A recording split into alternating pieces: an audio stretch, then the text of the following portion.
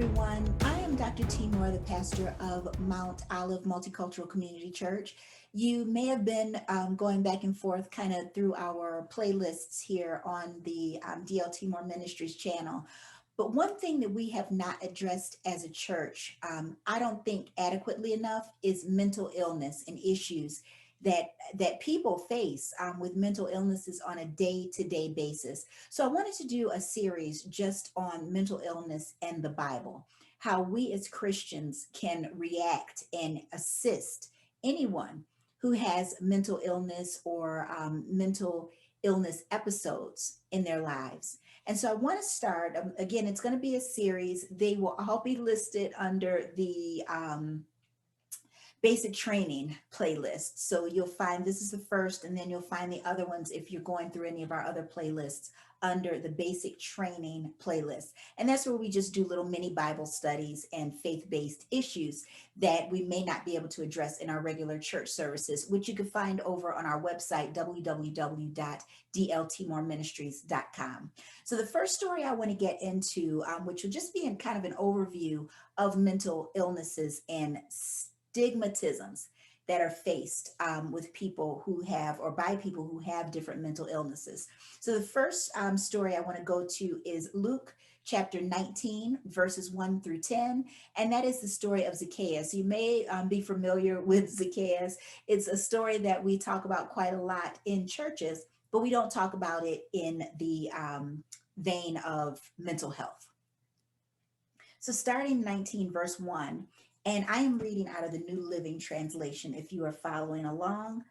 I'm also using the Beyond Suffering Bible, which is a Bible that has notes and things in it by Johnny Erickson Tata, who suffered a disability when she was just a teenager. And as a result, she has turned that into a ministry where she helps so many thousands of people every year get through their own disabilities and different issues that they face. So again, chapter 19 of the book of Luke, verses 1 through 10. Jesus entered Jericho and made his way through the town. There was a man there named Zacchaeus. He was the chief tax collector in the region, and he had become very rich. He tried to get a look at Jesus, but he was too short to see over the crowd. So he ran ahead and climbed a sycamore fig tree beside the road, for Jesus was going to pass that way. When Jesus came by, he looked up at Zacchaeus and called him by name. Zacchaeus, he said, quick, come down. I must be a guest in your home today. Zacchaeus quickly climbed down and took Jesus to his house in great excitement and joy. But the people were displeased. He is gone to be the guest of a notorious sinner, they grumbled. Meanwhile, Zacchaeus stood before the Lord and said, I will give half of my wealth to the poor, Lord. And if I have cheated people on their taxes, I will give them back 4 times as much. Jesus responded, Salvation has come to this home today, for this man has shown himself to be a true son of Abraham. For the Son of Man came to seek and save those who are lost. And again, that is the book of Luke, chapter 19, verses 1 through 10. So we find here Zacchaeus was someone who was not really accepted by his community. He was a tax collector, so he really couldn't be trusted. He was extremely short, and because so many people were smaller, especially during that time, if we go back, we find that people were smaller and smaller. So I would presume that he had some form of dwarfism or something that made him even smaller than the average person.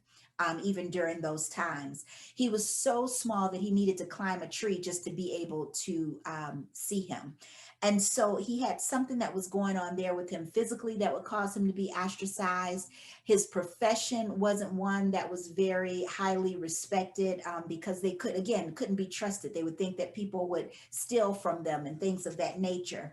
And so when we're dealing with people with mental health issues, we deal with some of the same things where people think they can't be trusted because they may be erratic, they may be violent. These are presumptions that are made. There may have been isolated incidents, and there are isolated incidents in every situation. But we can't presume that people with mental illnesses are erratic or violent. It's just that we don't understand what may go on a day-to-day basis, and we have a fear of the unknown naturally. And so we want to take that into consideration when we are trying our best not to stigmatize the issues of mental illness or people with mental illnesses, because mental illness is prominent in our society. You can look up at some of these little facts that I have up here, and you can see that it is not isolated. 1 in 4 people have mental illness or mental illness episodes that they face annually. 25% of people have diagnosed mental illnesses, long-standing mental illnesses, lifelong mental illnesses. But mental illness can be episodic as well.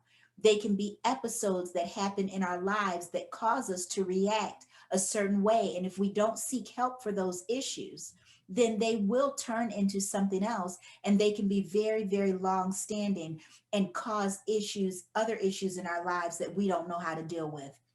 So when we're speaking of the story of Zacchaeus, and in most of these Bible passages that we're going to be looking at through these series, we will find that we are exploring things that Jesus did in order to counter any stigmatisms that may have been there. So in this vein, we see, or in this story, we see that Jesus called Zacchaeus out by name.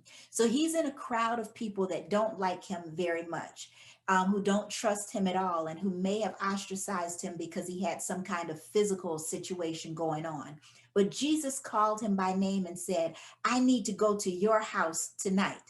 So here Jesus is, this superstar, this rock star kind of guy who's very, very popular because his name was known around town at this point. And here he is, the one who was so popular during that time, calling Zacchaeus by name, first of all, and then saying, I'm going to go to your home. So he met Zacchaeus right where he was, and he was going to go to a place where he was comfortable.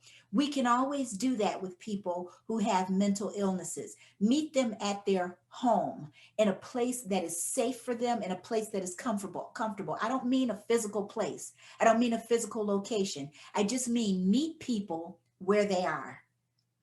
Don't try to put yourself as the point of focus here, that you're the one that's important, that you're the one that this is all about. We're talking about the person that is dealing with an issue. So we need to meet them right where they are, like Jesus met Zacchaeus right where he was.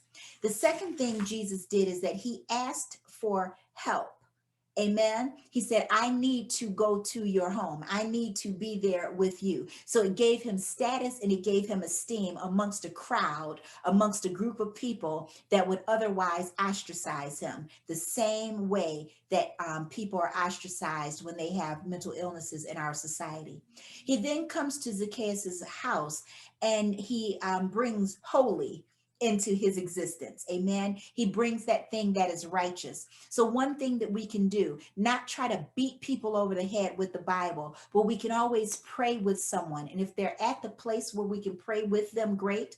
Otherwise, we can pray for them in a way that is loving and in a way that is in agreement with the plans that God has for our lives.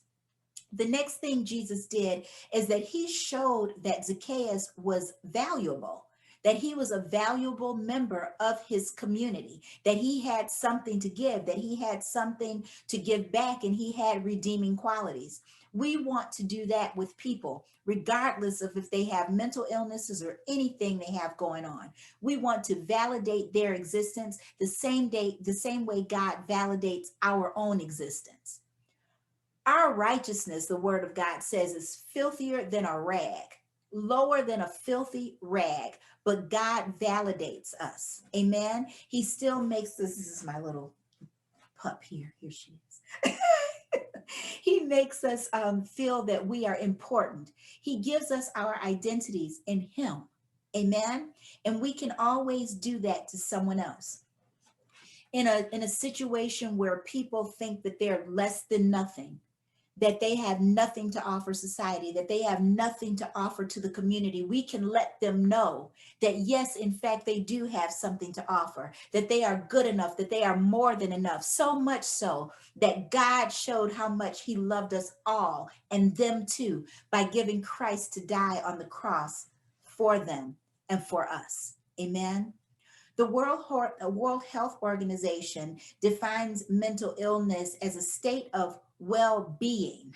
amen, or mental health, I'm sorry, as a state of well-being in which every individual realizes his or own potential, can cope with the normal stresses of life, and can work productively and fruitfully, and is able to make a contribution to his or her community. So we want to provide mental health to people.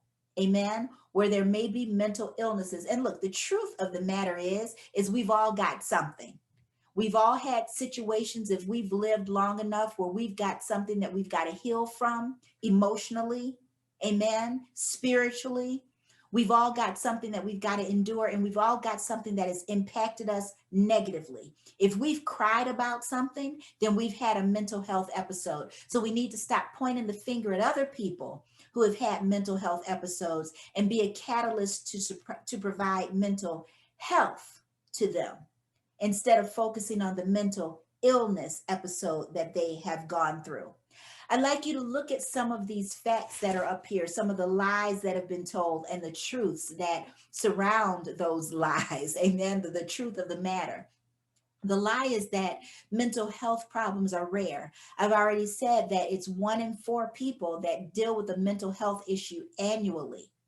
The lie is that people with mental illnesses can't work. We more likely than not, if we have worked around people with mental health challenges and mental health episodes that they have endured. The lie is that young people just deal with issues surrounding puberty, that their pituitary gland has kind of gone awry, it's gone haywire, and that's not the case. I was an educator at one point in my life, and I guess you could say I still am, being a minister, but I was a teacher in the classroom before I had an accident that changed everything for me, and I could not teach anymore. And so the students that I was with were teenagers. I taught 10th grade through 12th grade. And people could say, "Oh, how do you deal with those teenagers?" And they would say that. How do you deal with teenagers? I love teenagers because they're going through things and they just want to be taught the way. But the reality is that they've lived a little bit by that time, and they have had situations that they've endured that has caused some mental health issues that we can help them through as adults. Amen. A lie: people with mental illnesses are typically violent and erratic, when the truth of the matter is that they're typically victims of violent behavior and erratic behavior on the part of other people. They are the victim of violence many times, and they need to be protected. The lie is that people with mental illnesses experience or don't experience discrimination. They experience discrimination on a daily basis, multiple times a day. And that is because we point the finger at other people. Again, we have a fear of the unknown, and we talk about things that we don't understand in a negative fashion. We've got to get educated about mental illness because it is around us, it has been around us, and it's always going to be around us. The key is to balance out the stresses of life. Now, our minds, like our bodies, rejuvenate themselves. If we're so physically tired that we're exhausted, if we get enough rest, our bodies are rejuvenated. Our minds do the same thing, that there's some things we can get through when we're mentally tired, when we've had episodes, that our minds can rejuvenate. But there are times that we need to seek professional help. There are times we need to seek assistance. There's times we need to talk to somebody about it. And there's nothing non-Christian about that. There's nothing paganistic about that. We have to remember that God allowed Luke to have the largest part of the New Testament. We often attribute that to Paul, and it's not true. He wrote more books of the New Testament, but Luke has the largest contribution to the Old Testament. And we need to remember that Luke was a doctor. God respects doctors. It is not a sign of weakness if we go and speak to someone, if we get therapy for something. Yes, we're going to go to Christ. Yes, Christ is our first base. Amen. We go to him in prayer. We ask him for strength, but he put people around us that have professional training that can help us get through things that we need to get through. Again, 25% of all adults will be diagnosed with a mental illness that will stay with them.